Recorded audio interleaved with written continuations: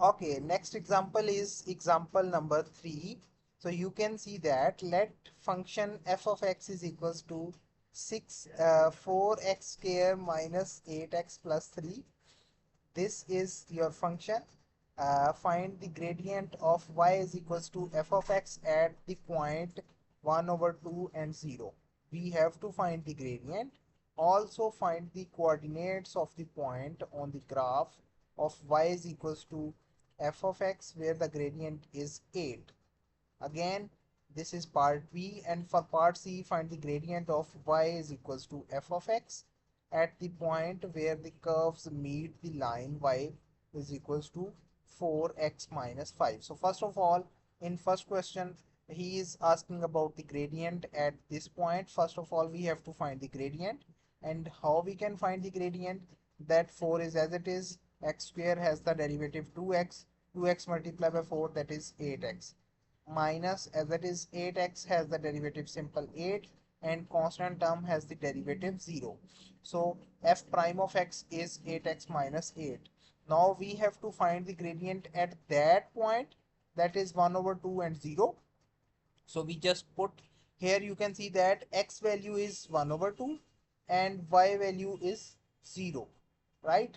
So we just put the value of x in this equation. So we have f prime of 1 over 2 is equals to also 8 into 1 over 2 minus 8. So it will becomes 4 minus 8, that gives us minus 4. So f prime of 1 over 2 will becomes minus 4. Do you understand the part A or not? Yes. Again, find the coordinate of the point of the graph of y is equals to f of x where the gradient is 8. Now the gradient is given, so we have to find the coordinates of the y is equals to f of x. So you can see that we have the gradient f prime of x is equals to 8x minus 8. We just put this 8x minus 8 equals to that gradient that is given as 8. So this 8 goes on the other side and added to this 8, it will become 16. And now 8 goes on the other side and divided by this 16, your x value is 2. Now your value of x is 2. We have to put this value of x into this first equation. You can see that if we put x is equals to 2, so it will becomes f of 2 is equals to 4 times 2 square minus 8 times 2 plus 3. So it will becomes 8 minus sorry, it will becomes 16, because 2 square is 4, 4 multiplied by 4, that is 16. Also this will becomes 8 multiplied by 2, that is also minus 16. So 16 and minus 16 are cancelled out, plus 3 is your answer, right? So it means that its x value is 2 and its y value is 3. Now in part B, we have the gradient 8 at the point 2 and 3. Do you understand the part B or not? Yes. Okay, in part C, you can see that find the gradient y is equals to f of x at the point where the curve meets the line y is equals to 4x minus 5. Now we just equate these two equations, because when we equate these two equations, it means that we have to solve the two equations simultaneously. Equation this one and equation 2.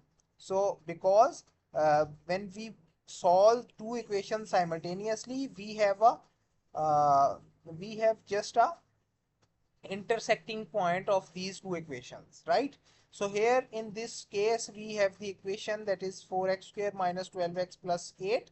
When we simplify it, taking the 4 common, we have x square minus 3x plus 2 is equals to 0. So here you have two factors uh, of this equation. So the factors are x minus 2 and x minus 1 is equals to 0. So here we have two values of x. X is equals to 1 and x is equals to 2. At x is equals to 1, the gradient is 0. How?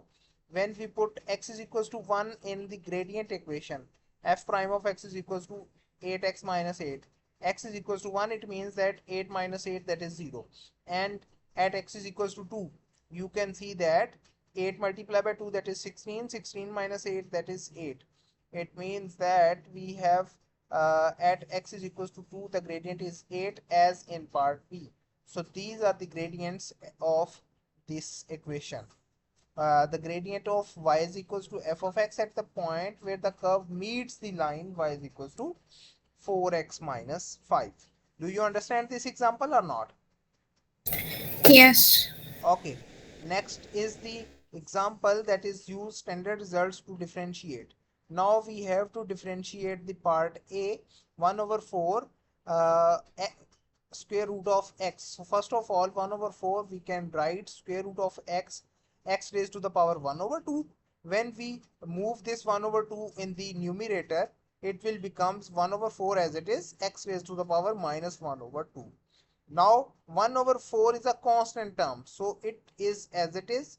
So if we take the derivative of that term, it means that 1 over 4 is as it is, multiply by minus 1 over 2 is also as it is, and x raised to the power minus 1 over 2 minus 1, right?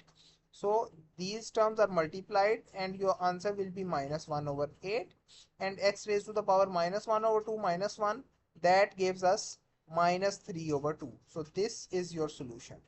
Do you understand or not? Yes. Next is the part B. You can see that the both terms are multiplying each other. So first of all, we have to multiply the terms. X cube multiply by 3x, it will becomes 3x raised to the power 4, and plus x cube multiply by 1, it will gives us x cube. Now we have to find the derivative of that term individually plus that term individually, right? So it will becomes this is not the part, this is the misprinting. So you can see that when we multiply these terms, 3x raised to the power 4 plus cube is given. When we take the derivative, 3 is as it is, 4 goes on start. When 3 and 4 multiply each other, it will becomes 12. And x raised to the power 4 minus 1, that gives us x cube. Okay. Again, x cube has the derivative 3x square, because 3 goes on start, and x raised to the power 3 minus 1, that gives us x square. Now you have your answer 12x cube plus 3x square.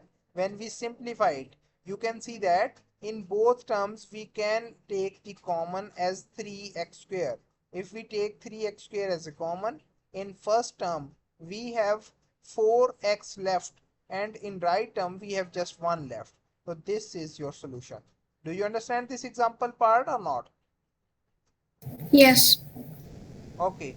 Next one is x minus 2 over x square. So here we have x minus 2 over 2, sorry, x square. So you can see here is not square, simple x.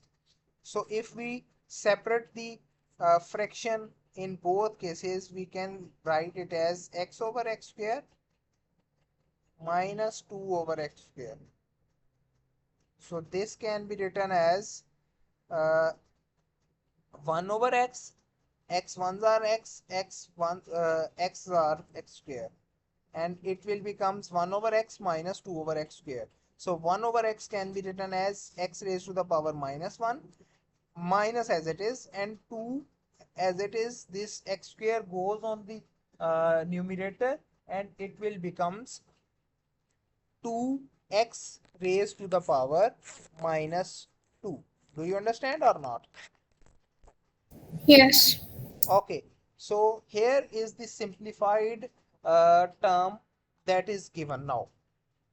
Now you can simply write it as that take the derivative. So x raised to the power minus 1 can be differentiated by simply minus 1 goes on start, this minus 1 goes on start, and x raised to the power